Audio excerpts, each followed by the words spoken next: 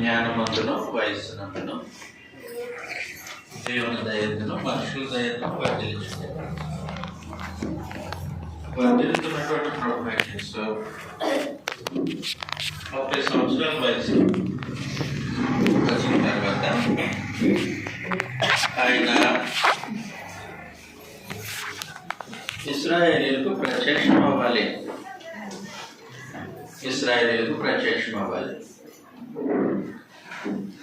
ఇశ్రాయేలీయులకు మాత్రమే కాదు, సమస్త మానవాళికి ఆయన ప్రత్యక్షమవ్వాలి.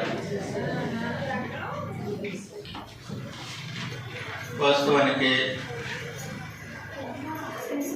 ఇశ్రాయేలీయుల యొక్క నిరీక్షణ ఏంటంటే దైవత్వం యొక్క సర్వసంపూర్ణత కలిగిన మెస్సియా, అభిషక్తుడు, వారు విమోచకులుగా ఆయన వస్తారు. ఆయన దావీదు యొక్క వంశంలో, యూదా గోత్రంలో జన్మిస్తారు.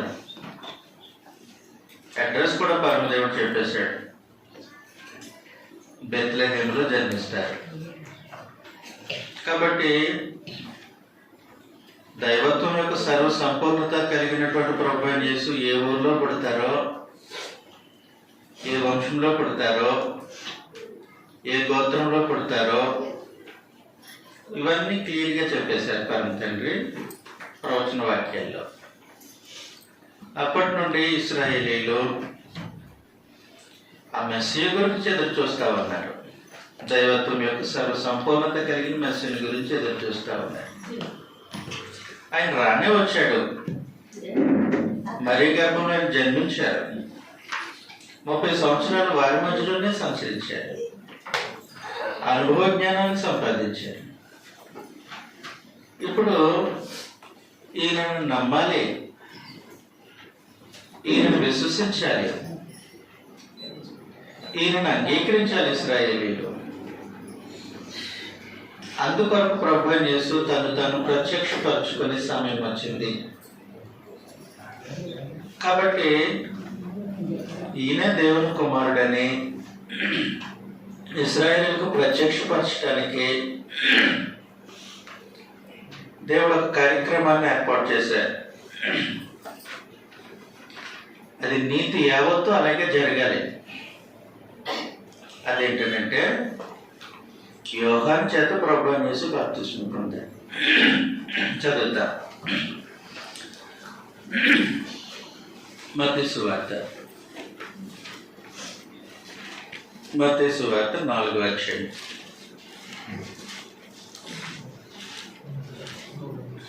3వ అధ్యాయం, క్షమించండి, 14వ వచనంలో నుండి.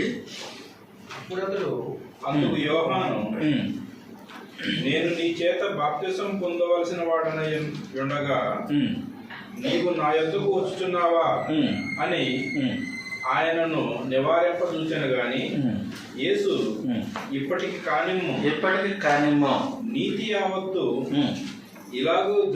ఇలాగు నెరవేరుట మనకు తగి ఉన్నదని. కాబట్టి నీతి యావత్తు ఇలాగూ నెరవేరుట మనకు తగి ఉన్నదని ప్రభువైన యేసు చెప్పారు. అతనికి ఉత్తరం ఇచ్చాను గనుక అతడు అలాగూ కానిచ్చాను అని అన్నది. ఏంటి నీతి యావత్తు? యోహాను సువార్త 1వ అధ్యాయం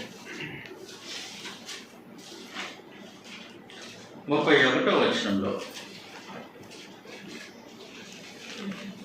నేను ఆయనను ఎరిగినైతిని గాని ఆయన ఇశ్రాయేలుకు ప్రత్యక్షమగుటకు నేను నీడలో బాప్తిసం ఇచ్చుచు వచ్చేసాడని. కాబట్టి ఆయన ఇశ్రాయేలీయులకు ప్రత్యక్షం అవ్వాలి. వారు నిరీక్షిస్తున్న మెస్సియా ఈయనే, వారి విమోచకుడు ఈయనే. వారి పాపములను, తన ప్రజలను వారి పాపం నుండి రక్షించేది ఈయనే అని ప్రత్యక్షపరచబడాలి. వాస్తవానికి ఏం జరుగుతుందని అంటే, ఆయన దైవత్వం యొక్క సర్వసంపూర్ణత కలిగిన వాడు, అందులో డౌటే లేదు. సర్వాధికారి అయినటువంటి దేవుడు ఆయన శరీరాన్ని ధరించుకొని భూమి మీదకి వచ్చారు. మనుషుల్లో అనుభవజ్ఞానాన్ని సంపాదిస్తూ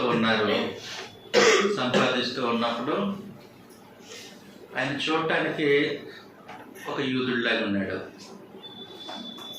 యూదులు వేసుకున్న బట్టలు వేసుకున్నాడు. యూదులు తినే ఆహారం తింటూ ఉన్నాడు. యూదుల మధ్యలో నివాసం చేస్తూ ఉన్నాడు. ఆయన రూపం కూడా యూదుల రూపమే, దేవదూత రూపం కాదు,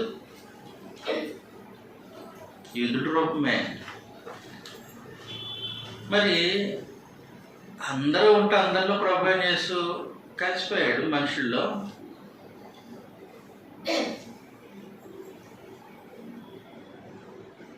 మరి అలాంటప్పుడు ఈయన మీరు ఎదురు చూస్తున్నటువంటి మెస్సియా అని ఇశ్రాయేలుకు పరిచయం చేయాలి. దేవత్వం యొక్క సర్వ సంపూర్ణత కలిగినటువంటి ఆయన మీ మధ్య నివాసం చేస్తూ ఉన్నాడు. ఆ వాక్యము శరీరధారియే కృపా సత్య సంపూర్ణుడిగా మన మధ్యలో నివాసం చేస్తూ ఉన్నాడు అని ఇశ్రాయేలీలకు చెప్పాలి. అందుకొరకు ప్రత్యేకించి పరమదేవుడు తన నీతి యావత్తు ఇలా జరిగించడానికి ఉద్దేశించాడు. అదేంటంటే యోహాను ప్రభు అయిన యేసుకు బాప్తిస్మం ఇవ్వాలి.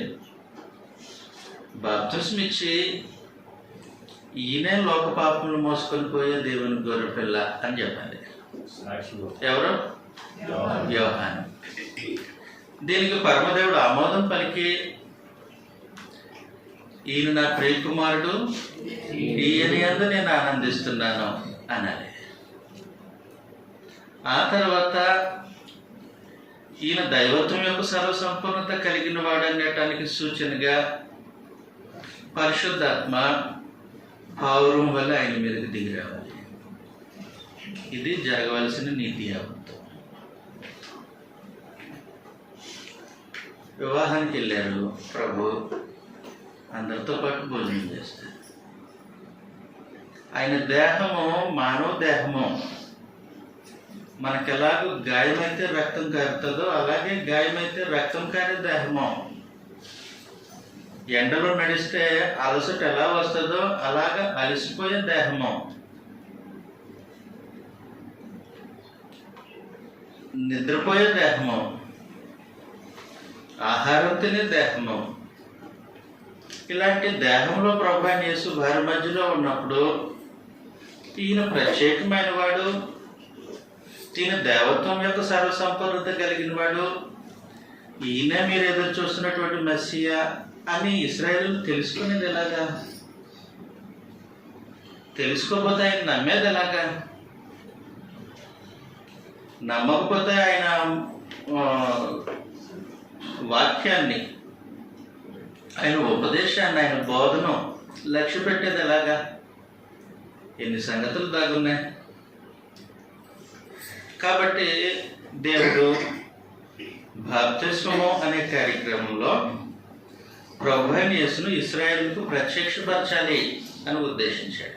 ఎలా ప్రత్యక్షపరచాలి? ఈయన దేవుని కుమారుడు, మీరు ఎదురు చూస్తున్నటువంటి మెస్సియా. యెషయా గ్రంథం 9వ అధ్యాయం 6వ వచనంలో చెప్పబడిన వ్యక్తిత్వంలో దేవుడు ఉనికిలో నిశ్చుడైనటువంటి ఆయన ఈయనే అని నమ్మాలి. నమ్మటానికి ఆస్కారం ఉందా?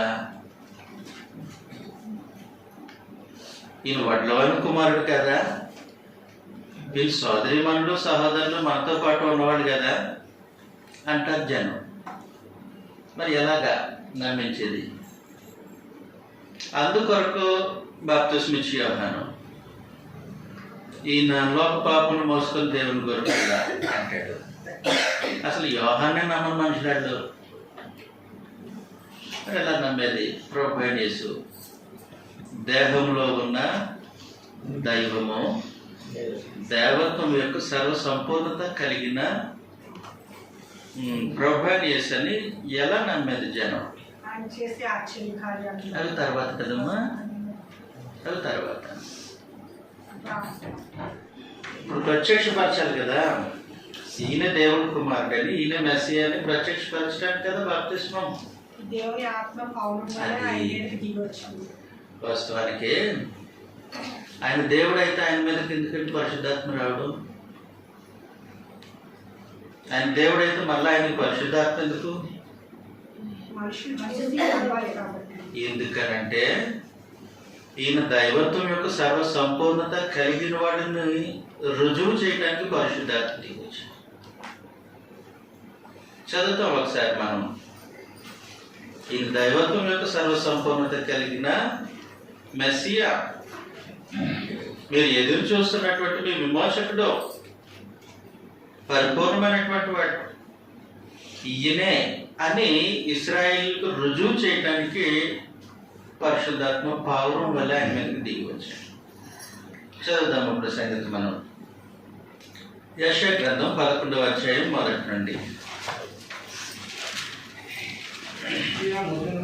యెషయి మొద్దు నుండి చిగురు పుట్టును, వాని వేరుల నుండి అంకురము ఎదిగి ఫలించును. ఇక్కడ ఒక నిమిషం ఆపుతానండి.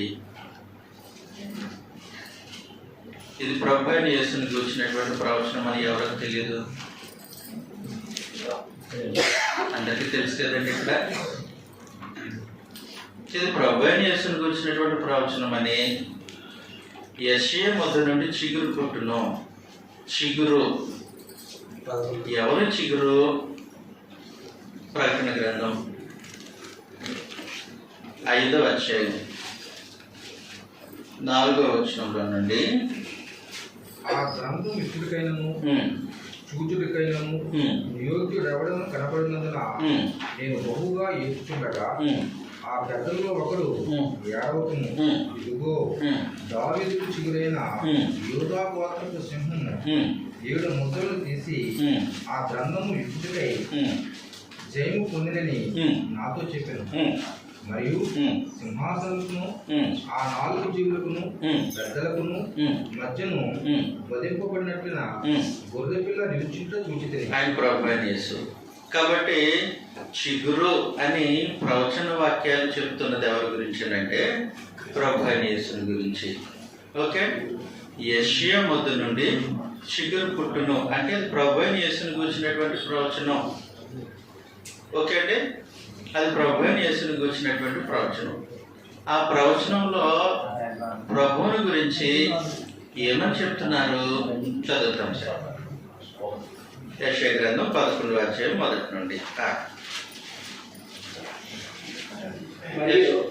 మరియు ఆమె సహోదరైన మార్త. యెషయా గ్రంథం 11వ అధ్యాయం.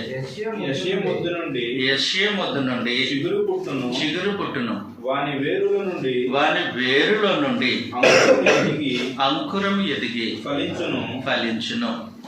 చాలు. చిగురు పుట్టింది మొద్దు నుండా వేరు నుండా?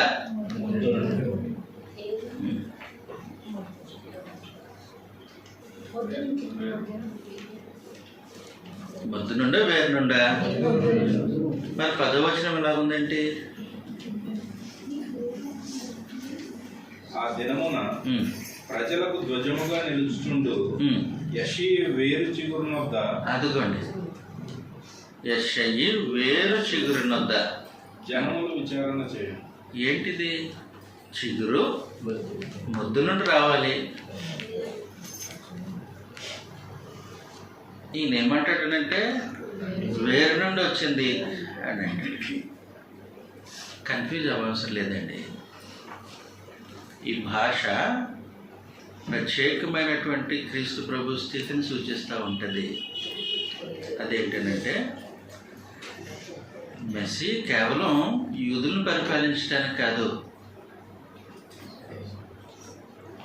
అన్యజనులైనటువంటి వారిని కూడా ఏలటానికి చిగురించినటువంటి చిగురిన అని ధృవీకరించడానికి పదజాలాన్ని ఉపయోగిస్తాడు. కాబట్టి రోమిలకు రాసిన పత్రిక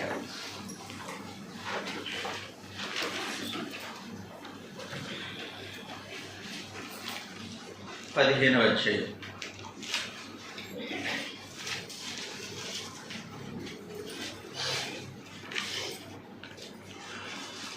8 నుంచి జాగ్రత్తగా చదువుతాం. నేను చెప్పినదేమనగా ఉమ్, ప్రజలకు చేయబడిన వాగ్దానం విషయంలో ఉమ్, దేవుడు సత్యవంతుడని ఉమ్, పాపిష్ఠులను ఉమ్, అన్యజనులు ఆయన కనికరం గూర్చి ఉమ్, దేవుని మహిమపరుచుటకు ఉమ్, క్రీస్తు సున్నతి గల వారికి పరిచారకుడు ఆయన. ఉమ్.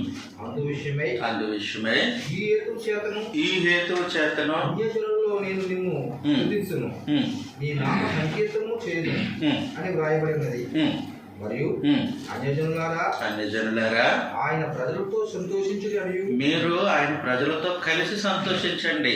ఆ, మరియు మరియు సమస్త అన్యజనులారా సమస్త అన్ని జనులారా ప్రభువును స్తుతించుడి. ప్రభువును స్తుతించుడి. సకల ప్రజలు సకల ప్రజలు ఆయనను కొనియాడుదురు గాక ఆయనను కొనియాడుదురుగాక. అని చెప్పుచున్నది. ఉమ్, మరియు మరియు యెషయా ఇలాగ చెప్పుచున్నాడు.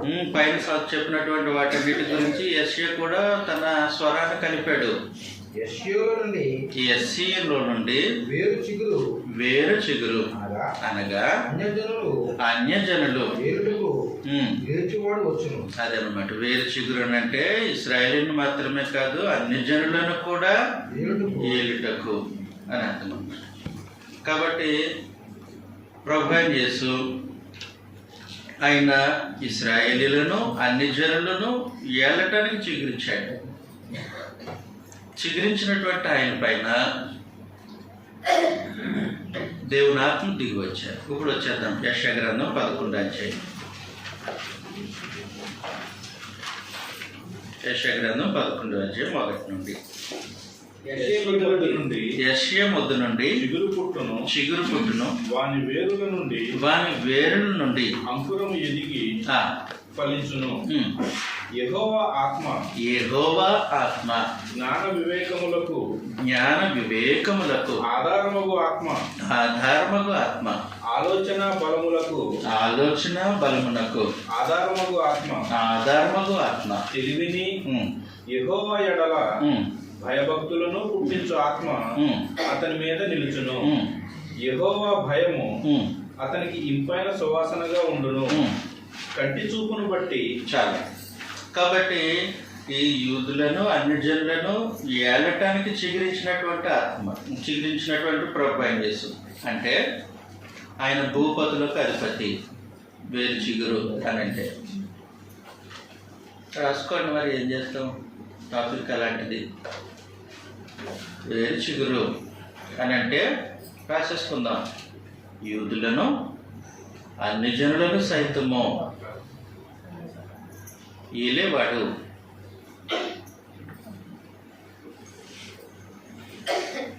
రోమపత్రిక 15వ అధ్యాయం తర్వాత ఆయన భూపతులకు అధిపతి అని అర్థం. ప్రకటన గ్రంథం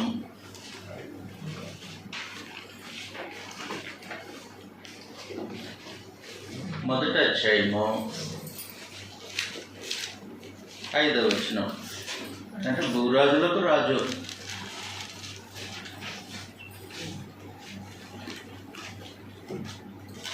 ప్రకటన గ్రంథం 1వ అధ్యాయం 5వ వచనం. నమ్మకమైన సాక్షియు మృతులలో నుండి ఆది సంభూతుడిగా లేచిన వాడును భూపతులకు అధిపతియునైన యేసుక్రీస్తు నుండి కృప సమాధానములు మీకు కలుగునుగాక. కాబట్టి ఆయన హైరార్కీ, ఆయన అథారిటీని సూచించడానికి వేరు చిగురు అని అన్నారనమాట. ఓకే. తర్వాత ఆయన రాజులకు రాజు, ప్రభువులకు ప్రభువు. ఆయన రాజులకు రాజు, ప్రభువులకు ప్రభువు. ప్రకటన గ్రంథం 19వ అధ్యాయం 16వ వచనం. రాజులకు రాజును ప్రభువులకు ప్రభువును మన నామము ఆయన వస్త్రము మీదను తొడ మీదను రాయబడి ఉన్నది. కాబట్టి ఆయన రాజులకు రాజు, ప్రభువులకు ప్రభువు. ఓకే. కాబట్టి మీరు ఎప్పుడైనా సరే వేరు చిగురు అనగానే ఈ పిక్చర్ మైండ్లోకి వచ్చేయాలి. ఆయన అధికారం మొదటిగా ఎవరిపైన అధికారం?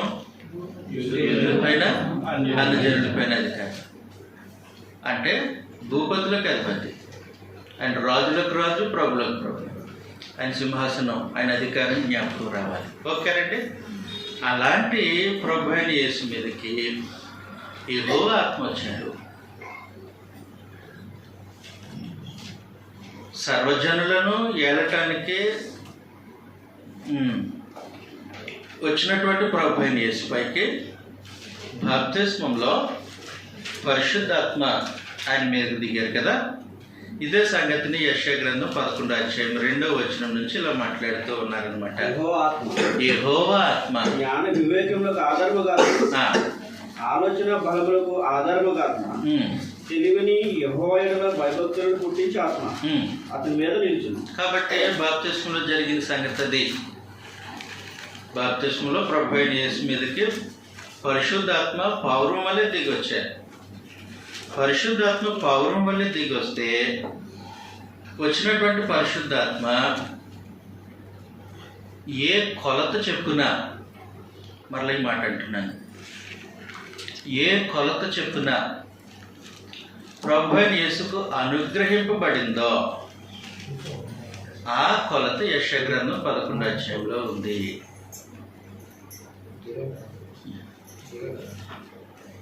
అంటే జాగ్రత్తగా చూడండి, లోకంలో చాలా అబద్ధం మాట్లాడుతున్నారు. గిద్యోను మీద పరిశుద్ధాత్మ వచ్చారు, సంసోన్ మీద పరిశుద్ధాత్మ వచ్చారు, ఆయా ప్రవక్తల మీద పరిశుద్ధాత్మ వచ్చారు, అలాగే యేసుప్రభు మీదకి వచ్చారు కాదు, అలాగే యేసుప్రభు మీదకి వచ్చారు అంటే అలా కాదు. ఆరోపంగా పరిశుద్ధాత్మ రాలే. పూర్వకాలం శరీరం మీదకి అంటే మనుషుల మీదకి, దేహం మనుషుల మీదకి పరిశుద్ధాత్మ రావడం అనేది జరిగింది.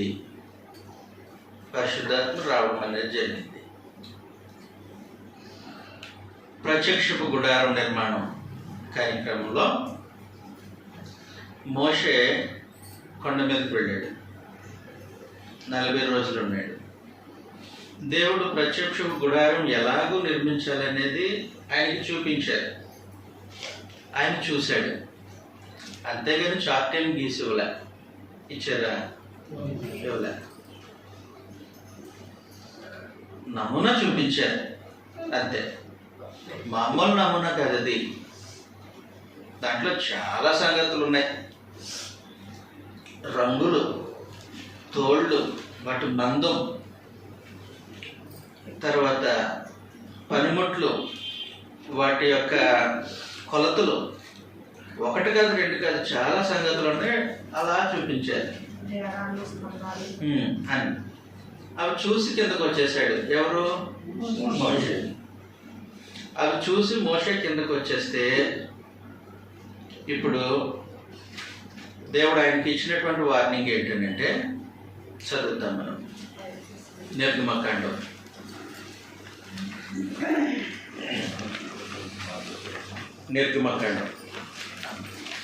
మా చాలా జాగ్రత్తగా ఈ సంగతి మీరు చూడాలి.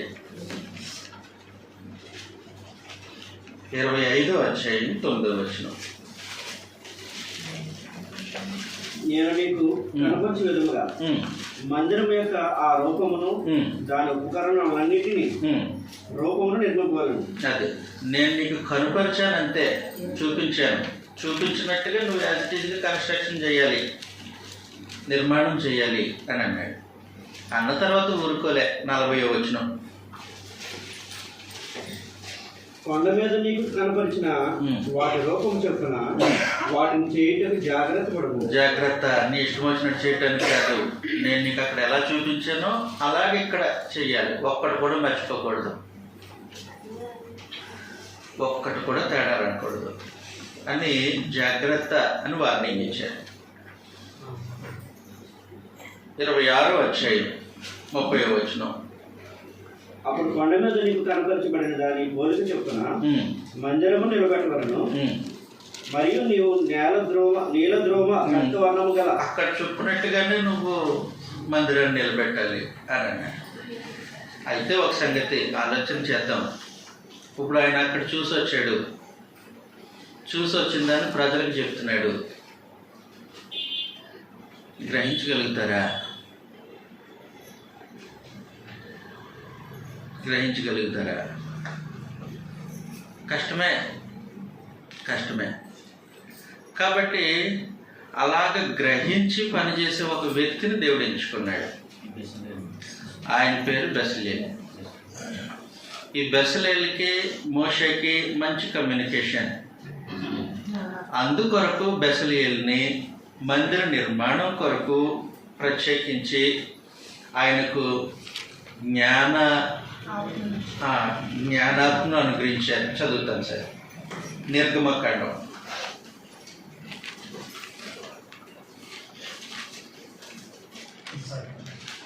35వ అధ్యాయం. ప్రజ్ఞ వివేక జ్ఞానము కలిగినట్లు కానండి. 35వ అధ్యాయం 30వ వచనంలో నుండి.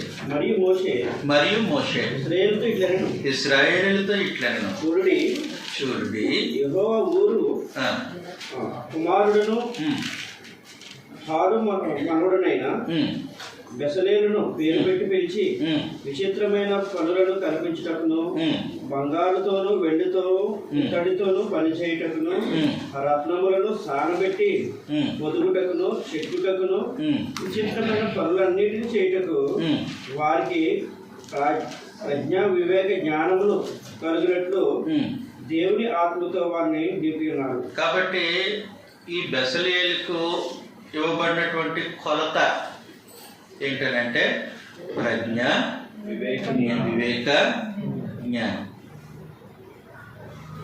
ఈ కొలతలో బెసలేలుకు పరిశుద్ధాత్మ అనుగ్రహింపబడ్డారు. ఏ పని కోసం?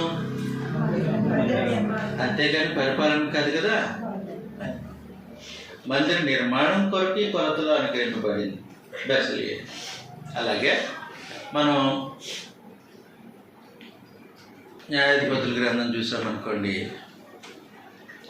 సంసోనుకు, గిద్యోనుకు, యొప్తాకు పరిశుద్ధాత్మ అనుగ్రహింపబడింది. వారి మీద పరిశుద్ధాత్మ వచ్చారు. చదువుతాం ఒకసారి న్యాయాధిపతుల గ్రంథం.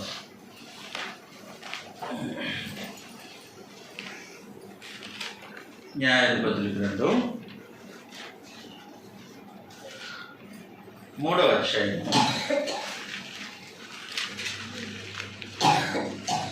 10వ వచనంలో. ఓత్నీయేలు అనే మొదటి న్యాయాధిపతి అయిన యెహోవా ఆత్మ అతని మీదకు వచ్చిన కనుక అతడు ఇశ్రాయేలులకు న్యాయాధిపతి అయి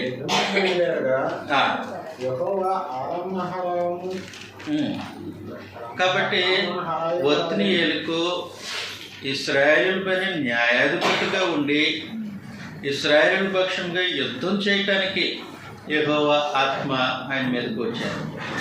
ఈ కొలత వేరే, మీరు జాగ్రత్తగా చూడాలి. ఆ కొలత జ్ఞానం దేనికది? నిర్మాణం కొరకు. ఈ కొలత పరాక్రమశాలిగా యుద్ధం చేయటానికి. ఓకే. తర్వాత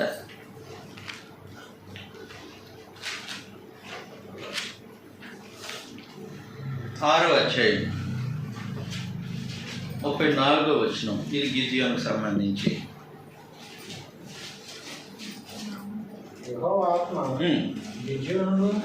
ఆవేశించను.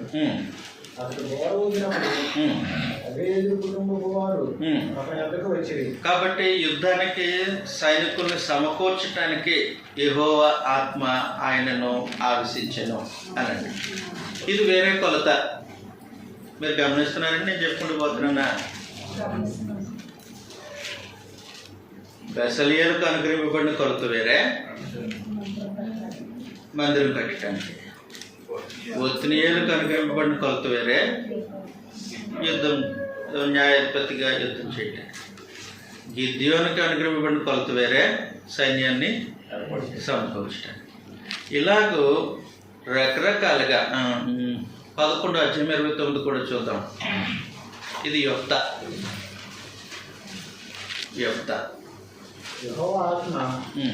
రస్తా మీదికి రాగా ఉమ్, అతడు ఇశ్రాయేలును ఉమ్, మనష్షీయులను సంచరించుచు ఉమ్, గిలాదు మిస్పైను సంచరించుచు ఉమ్. గిలాదు మిస్పై నుండి ఉమ్. అమ్మోనీయుల ఎదుట సాగాను. కాబట్టి జాగ్రత్తగా చూడాలి. ఇది న్యాయాధిపతులకు అనుగ్రహింపబడిన కొలత, న్యాయాధిపతులకు అనుగ్రహింపబడినటువంటి కొలత. అంతేకాదు రాజులకు అనుగ్రహింపబడినటువంటి కొలత. సౌలు మీద పరిశుద్ధాత్మ వచ్చారా? సౌలు రాజుగా అభిషేకింపబడినప్పుడు పరిశుద్ధాత్మ ఆయనకు అనుగ్రహింపబడ్డారా? అనుగ్రహింపబడలేదా? అనుగ్రహింపబడ్డారు. అందుకోసమే అతడు అమాలేకులతో యుద్ధం చేసినప్పుడు దేవుని యొక్క ఆజ్ఞను కాకుండా తన ఉద్దేశాలు నెరవేర్చుకున్నప్పుడు యెహోవా ఆత్మ వెళ్ళిపోయారు, దురాత్మ వచ్చింది. అర్థమవుతుంది కదా? కాబట్టి ఇశ్రాయేలు రాజులకు అనుగ్రహింపబడినటువంటి కొలత, ఆ కొలత వేరే. ఇశ్రాయేలు రాజులకు అనుగ్రహింపబడినటువంటి కొలత. తర్వాత ప్రవక్తలకు అనుగ్రహింపబడినటువంటి కొలత. పేతురు రాసినటువంటి మొదటి పత్రిక, రెండో పత్రిక, మొదటి అధ్యాయము 21వ వచనంలో ప్రవక్తలకు అనుగ్రహింపబడిన యాదవనగా ప్రవచనము ఎప్పుడును ఉమ్. మనుషుని ఇచ్చను బట్టి కలగలేదు కానీ మనుష్యుడు పరిశుద్ధ ఆత్మ వలన ప్రేరేపింపబడిన వారు. కాబట్టి ఆత్మ ప్రేరేపణ అనే కొలతది ప్రవక్తలకి. వ్యత్యాసం కనబడుతుందండి? అన్నీ ఒకేలాగా ఉన్నాయా? వ్యత్యాసం ఉంది. కానీ ప్రభు అయిన యేసుకు ఆయన బాప్తిస్మం పొందినప్పుడు ఆయనకు అనుగ్రహింపబడినటువంటి కొలత ఎలాంటిది? యోహాను సువార్త. మీరు కన్ఫ్యూజ్ అవ్వకుండా జాగ్రత్తగా వినాలి. యోహాను సువార్త 3వ అధ్యాయం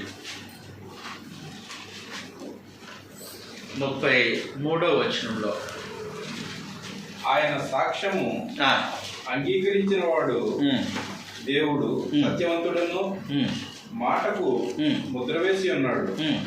ఏలయనగా దేవుడు తాను పంపిన వానికంటే ప్రభు అయిన యేసుకు కొలత లేకుండా ఆత్మను అనుగ్రహించును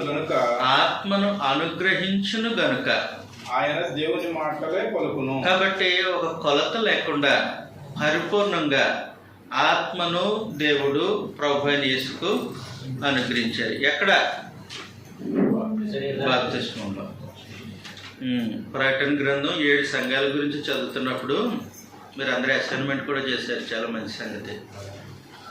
సార్దీస్లో ఉన్నటువంటి సంఘానికి ప్రభు తను పరిచయం చేసుకుంటూ ఇలాగన్నారండి, 7 ఆత్మలను దేవుని 7 ఆత్మలను కలవాడు చెప్పు సంగతులేమనగా నీ క్రియలను నేను ఎరుగుదును. కాబట్టి దేవుని 7 ఆత్మలు గలవాడు చెప్పు సంగతులేమనగా అన్నప్పుడు మనం చర్చించాం. 7 ఆత్మలు అంటే ఏంటండి? 7 ఆత్మలు అంటే ఆత్మలు 7 ఉన్నాయనా? ఆత్మ ఒక్కటే కదా. ఎఫెసీ పత్రిక 4:4 ప్రకారం ఆత్మ ఒక్కటే. మరి 7 ఆత్మలు అంటారేంటి? జ్ఞానము, వివేకము, పరిపూర్ణమైన ఆత్మ ప్రభు అయిన యేసు కలిగి ఉన్నారు. మిగిలిన మనుషులందరికీ కొలత ఉంది. బెసలియలకు కొలత, న్యాయాధిపతులకు కొలత, ఇశ్రాయేల్ రాజులకు కొలత, ప్రవక్తలకు ఒక కొలత. కానీ ప్రభు అయిన యేసుకు కొలత లేకుండా పరిపూర్ణంగా ఆత్మ అనుగ్రహింపబడారు. కాబట్టి ఆయన బాప్తిస్మం పొందినప్పుడు పౌరు వలె పరిశుద్ధాత్మ ఆయన మీదకి దిగి వచ్చారని అంటే కొలత లేకుండా పరిపూర్ణంగా ప్రభు అయిన యేసుకు పరిశుద్ధాత్మ అనుగ్రహింపబడ్డారు అని అర్థం. దేనికి ఇది రుజువు అని అంటే ఆయన దైవికమైన పరిపాలనకు రుజువు. ఆయన దైవికమైన పరిపాలనకు రుజువు, ఆయన దైవత్వానికి రుజువు. వాస్తవానికి ఓకే, కొలత లేకుండా ఆయనకు ఆత్మ అనుగ్రహింపబడ్డారు.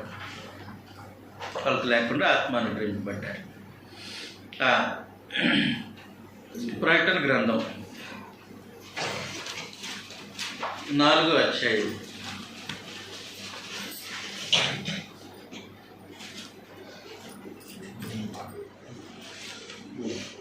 4వ అధ్యాయం 4వ వచనం నుండి చదువుతాం. సింహాసనం చుట్టూ 24 సింహములు ఉండెను, సింహాసనములు ఉండెను.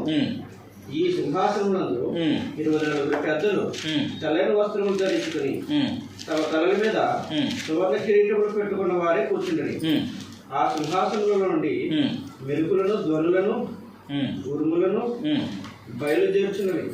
మరియు ఆ సింహాసనం ఎదుట 7 దీపములు ప్రజ్వలించుచున్నవి. అవి దేవుని 7 ఆత్మలు. అది సంగతి.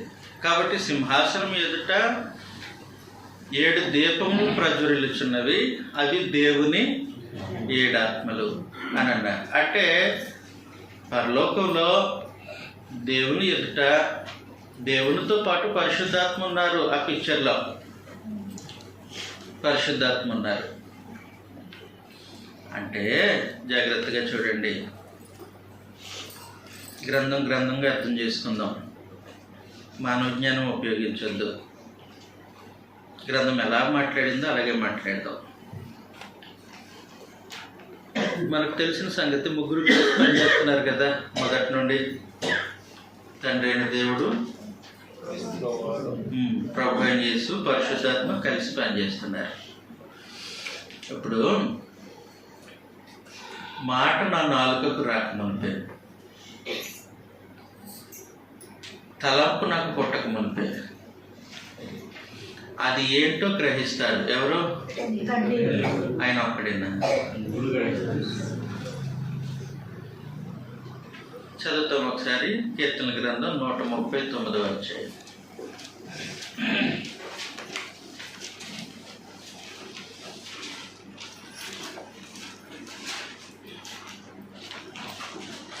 కీర్తన గ్రంథం 139వ అధ్యాయం. యెహోవా మొదటి నుంచి చదివేసాడు. యెహోవా, నీవు నన్ను పరిశోధించి తెలుసుకొని ఉన్నావు. నేను కూర్చుండుట, నేను లేచుట నీకు తెలియను. నీవు నాకు తలంపు పుట్టక మునిపే నీవు నా మనసును గ్రహించి ఉన్నావు. నా నడకను నా పడకను నీవు పరిశీలన చేసి ఉన్నావు. నా చర్యలన్నింటినీ నీవు బాగుగా తెలుసుకుని ఉన్నావు.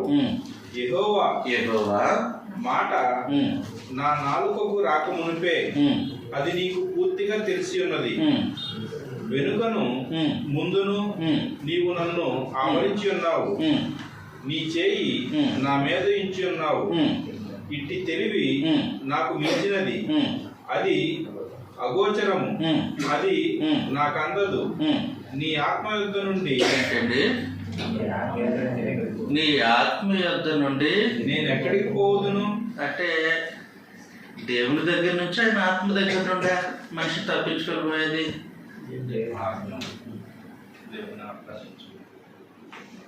నీ ఆత్మ నుండి నేను ఎక్కడికి పోదును అంటే ఆత్మ దగ్గర నుంచి పారిపోలేరు, కానీ దేవుని దగ్గర నుంచి పారిపోవచ్చా?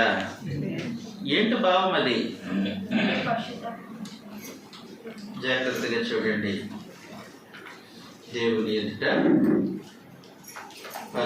7 ఆత్మలు అన్న భావం ఎలా ఉపయోగించారంటే, ప్రకటన గ్రంథం 5వ అధ్యాయం. ప్రకటన గ్రంథం 5వ అధ్యాయం. దేవుని దగ్గర నుంచి, ఆయన ఆత్మ దగ్గర నుంచి ఎక్కడికి పోలేం కదా తప్పించుకొని. మరి అలాగైతే ప్రభు అయిన యేసు దగ్గర నుంచి పోగలుగుతామా? పోలేం. 5వ అధ్యాయం 6వ వచనంలో మరియు సింహాసనమునకును ఆ 4 జీవులకును పెద్దలను మధ్యను వధింపబడిన గొర్రెపిల్ల నిలిచి ఉండట చూచితిని. ఆయన ప్రభు అయిన యేసు. ఆ గొర్రె పిల్లకును ఆ గొర్రె పిల్లకు 7 కొమ్ములను 7 కొమ్ములను 7 కన్నులను ఉండెను. 7 కన్నులను ఉండెను. ఆ కన్నులు భూమి అందంతటికి పంపబడిన దేవుని 7 ఆత్మలు. అది సంగతి. కాబట్టి తండ్రి అయినటువంటి దేవుడు ఆయన ప్రతి మనిషిని పరీక్షించడానికి ఆయన ఆత్మ దగ్గర నుంచి ఏ మనిషి తప్పించుకోలేడు. అవునా? మరి ప్రభువైన యేసు ఆయన కలిగి ఉన్నటువంటి 7 కన్నులు లోకమందంతటా సంచరిస్తున్న దేవుని 7 ఆత్మలు అని అన్నారు. కాబట్టి ప్రభువైన తండ్రి అయినటువంటి దేవుడు ఆయన దైవత్వంతో పాటు పరిశుద్ధాత్మ ఎలాగో పనిచేశారో, దైవత్వంలో ఉన్నటువంటి దేవునితో పాటు పరిశుద్ధాత్మ ఎలా పనిచేశారు, అలాగే ప్రభువైన యేసుతో పాటు పరిశుద్ధాత్మ పనిచేస్తున్నారు. అది సంగతి. అక్కడ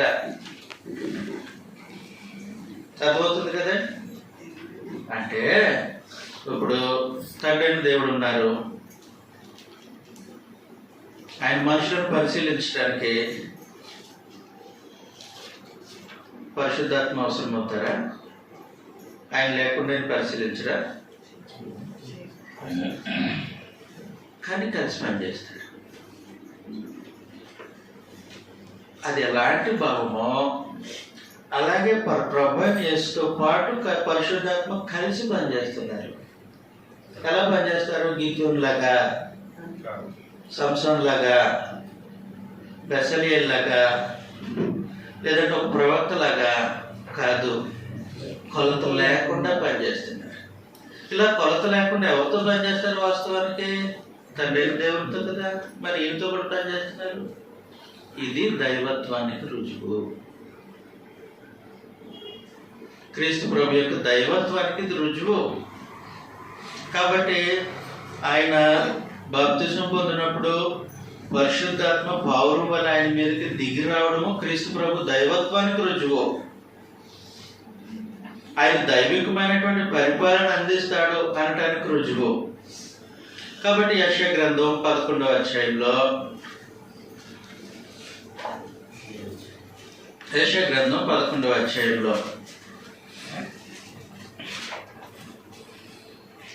ఆయన రాజే ఏర్పాటు చేస్తూ ఉన్నారు. ఆయనకు పరిపూర్ణంగా ఆత్మ అనుగ్రహింపబడ్డారు. కాబట్టి ఇప్పుడు ఆయన పరిపాలన ఎలాగుంటుంది? 4వ వచనంలో నుండి యెహోవా పైన అతనికి ఇంపైన సువాసనగా ఉండను. కంటి చూపును బట్టి అతడు తీర్పు తీర్చడు. తాను వినుదారుని బట్టి విమర్శ చేయడు. అది సంగతి. కంటి చూపును బట్టి వినుదారుని బట్టి తీర్పు తీర్చేది ఎవరు? సంఘటన స్థలంలో లేని వ్యక్తి. అంతే కదా. ఇప్పుడు కోర్టుకు తీసుకెళ్తాడు. కోర్టుకు తీసుకెళ్ళిన తర్వాత సాక్షులు చెప్తాడు, వింటాడు. లేదంటే అక్కడ జరిగినటువంటి సంగతిని ఎవరో ఎక్స్ప్లెయిన్ చేశారు, చూశారు. కంటి చూపును బట్టి కాదు, వినుడి దానిని బట్టి కాదు తీర్పు తీర్చేది. అక్కడ జరిగిన సంగతిని పరిపూర్ణంగా ఎరిగి ఆయన తీర్పు తీరుస్తాడు. ఎలా సాధ్యమవుతుంది? ఆయనకి 7 ఆత్మలు ఉన్నాయి. అవి ఆ 7 కన్నులు ఉన్నాయి. అవి లోకమందంతటా సంచరించే దేవుని 7 ఆత్మలు. ఎప్పుడు అనుగ్రహింపబడింది దానికి? బాప్తిజం. ఎప్పుడైతే ఆయన దేవుని కుమారుడిగా, అంటే సమస్తాన్ని దేవుని పక్షంగా ఏలుబడి చేసేటువంటి రాజుగా ఆయన అభిషేకింపబడతారో, ఆయన పరిచయం చేయబడ్డారో, అప్పుడే దేవుని 7 ఆత్మలు పరిపూర్ణంగా పరిశుద్ధాత్మ ఆయనకు అనుగ్రహింపబడ్డారు. పరిపూర్ణంగా పరిశుద్ధాత్మ ఆయనకు అనుగ్రహింపబడ్డారు. కాబట్టి పరిశుద్ధాత్మ ఆయనకు అనుగ్రహింపబడడం అనేది ఆయన దైవత్వానికి రుజువు. ఆయన దైవత్వానికి రుజువు. జాగ్రత్తగా గుర్తుపెట్టుకోండి. చాలా పొరపాటుగా మాట్లాడేస్తున్నారు. మానవ మాత్రుడు గిద్యోను మీద పరిశుద్ధాత్మ వచ్చినట్టు వచ్చారు కాదు, అలా వచ్చారా? బెసలియేలు మీద పరిశుద్ధాత్మ వచ్చినట్టు వచ్చారు, అలా వచ్చారా? తర్వాత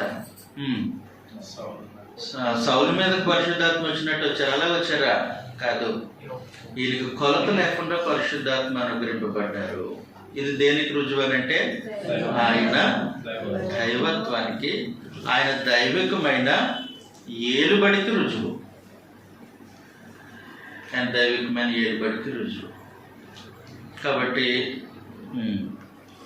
మొదటిగా ఆయన చూసాం నిత్యత్వంలో ఆయన దైవత్వం, తర్వాత ఆదిలో ఆయన దైవత్వం చూసాం, ఆయన జన్మలో దైవత్వం చూసాం, తర్వాత ఆయన బాప్తిస్మంలో దైవత్వం నిరూపించబడింది. దేవుని చిత్తం అయితే ఆయన పరిచర్యలో దైవత్వాన్ని కూడా మనం చూడాల్సిన అవసరం ఉంటుంది. మధ్యాహ్నం చూద్దాం.